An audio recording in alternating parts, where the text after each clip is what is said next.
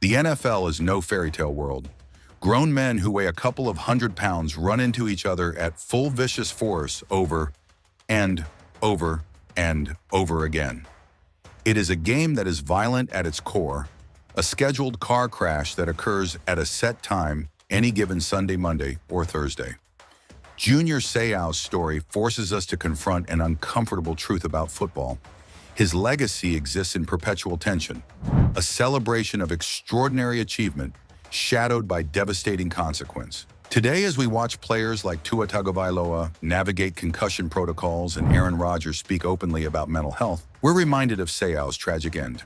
His brain, donated to science after his 2012 suicide, revealed the same chronic traumatic encephalopathy now found in hundreds of former players. Yet his story also embodies hope. The barriers he broke for Polynesian athletes now inspire stars like Manti Te'o and Marcus Mariota, while his foundation's work continues protecting the next generation. Seau's complicated legacy asks us to honor both the warrior who gave everything to the game and the man who lost himself in the process, understanding that true progress means ensuring future champions don't have to choose between greatness and their lives. Now let's start at the beginning. Junior Seau. What are the odds that a kid who couldn't speak English until age 7, sleeping in a garage with 3 brothers, would become one of the most dominant linebackers in NFL history? What are the chances that someone whose SAT scores kept him off the field his freshman year would go on to make 12 consecutive Pro Bowls and become the first Polynesian player inducted into the Pro Football Hall of Fame?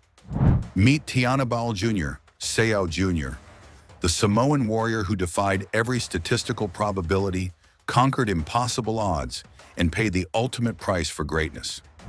This is the story of a man who transformed from a garage-sleeping immigrant son into a legend who recorded 1,847 career tackles, 56.5 sacks, and left an indelible mark on the sport that would ultimately claim his life. Born January 19, 1969, in San Diego to Samoan immigrants Tiaina Sr. and Luisa, Junior Seau entered the world with the deck stacked against him. The 5th child in a family where his father worked grueling shifts at a rubber factory while moonlighting as a school custodian, and his mother labored at Camp Pendleton's commissary and a laundromat, Seau's early life was defined by struggle. After bouncing between San Diego and American Samoa during his early years, the family returned to California, where 4 boys crammed into a 1-car garage each night. The statistics were brutal. Immigrant families in 1970s California had a poverty rate approaching 40%.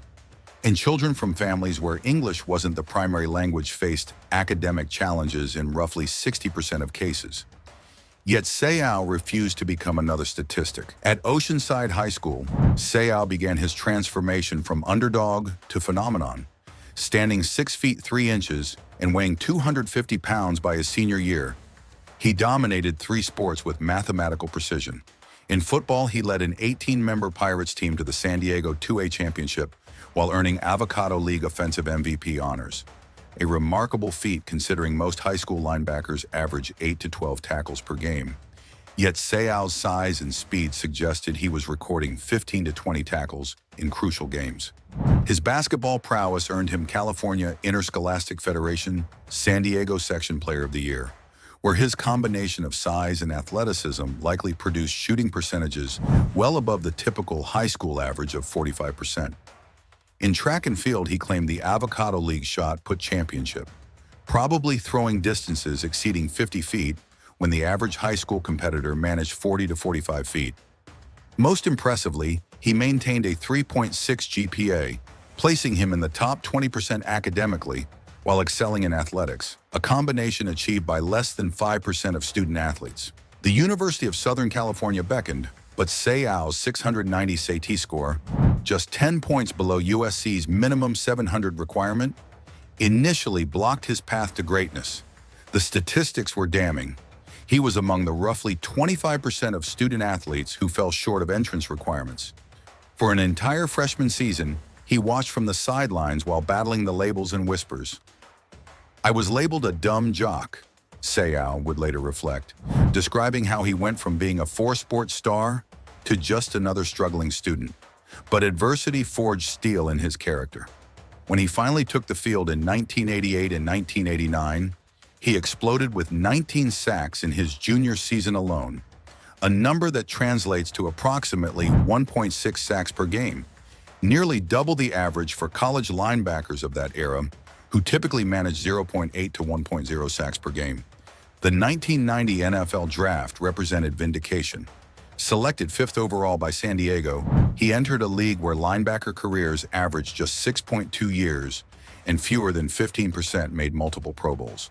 The odds of playing 20 seasons were virtually zero. Seau's rookie season established his legend immediately.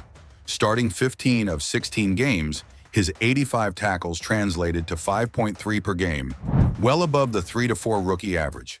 By 1991, he exploded to 129 tackles and 7 sacks, earning his first Pro Bowl. His 8.1 tackles per game placed him among the elite 5% of NFL linebackers. The 1992 season showcased peak dominance. His 102 combined tackles included 79 solo stops at a 77% rate, significantly higher than the 65% league average. With 4.5 sacks, 2 interceptions, and 10 pass deflections, he earned the George Halas Trophy as the NFL's top defensive player and multiple Defensive Player of the Year awards. The 1994 masterpiece featured a career-high 155 tackles, 9.7 per game, when typical linebackers averaged 6 to 7. The season's defining moment came in the AFC Championship against Pittsburgh, where Seau recorded 16 tackles while playing with a pinched nerve. Those 16 tackles represented roughly 12% of what most linebackers record in an entire season. Super Bowl 29 represented the pinnacle of team success, though the Chargers fell to San Francisco 49-26.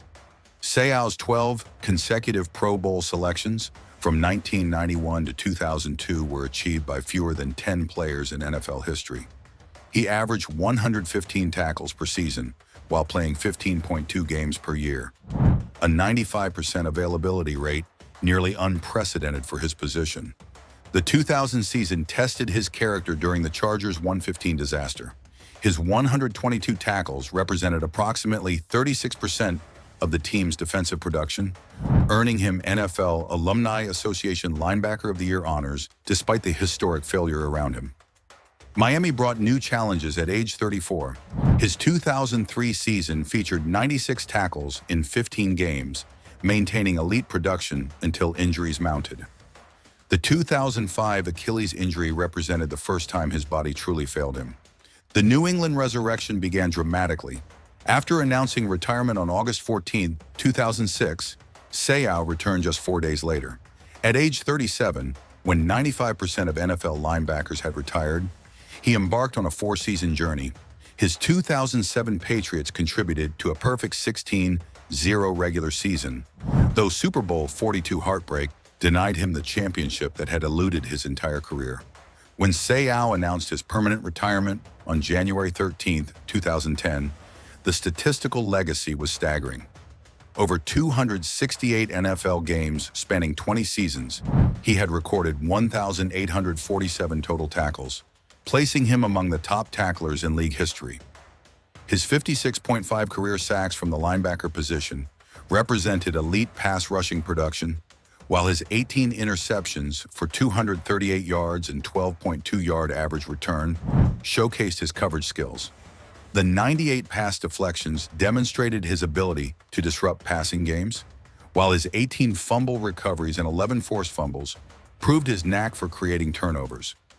But the most remarkable statistic was longevity itself. Playing 268 games over 20 seasons, Seau had achieved something accomplished by fewer than 50 players in NFL history.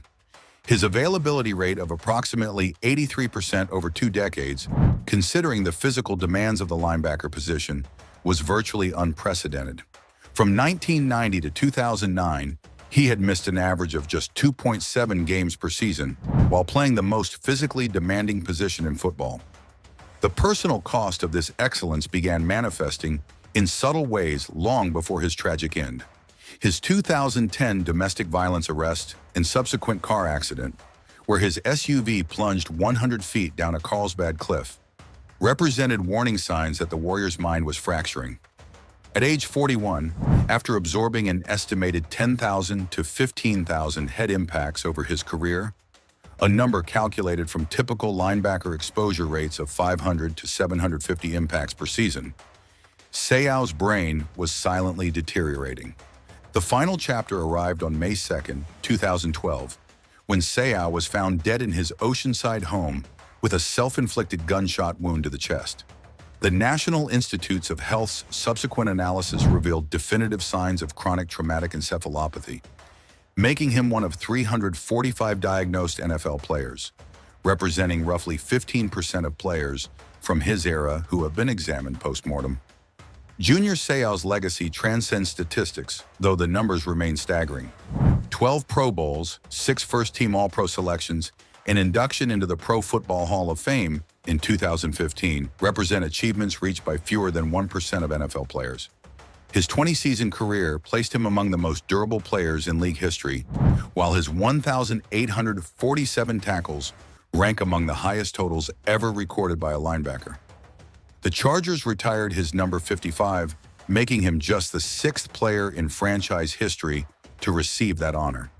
His posthumous Hall of Fame induction made him the first player of Polynesian descent to enter Canton, breaking barriers even in death.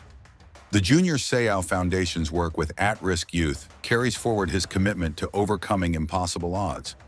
But perhaps the most telling statistic is this: from a garage sleeping immigrant son who couldn't speak English at age 7, to a 12-time Pro Bowl selection who played 20 NFL seasons, Junior Seau beat odds that statisticians would calculate at roughly 1 in 10 million.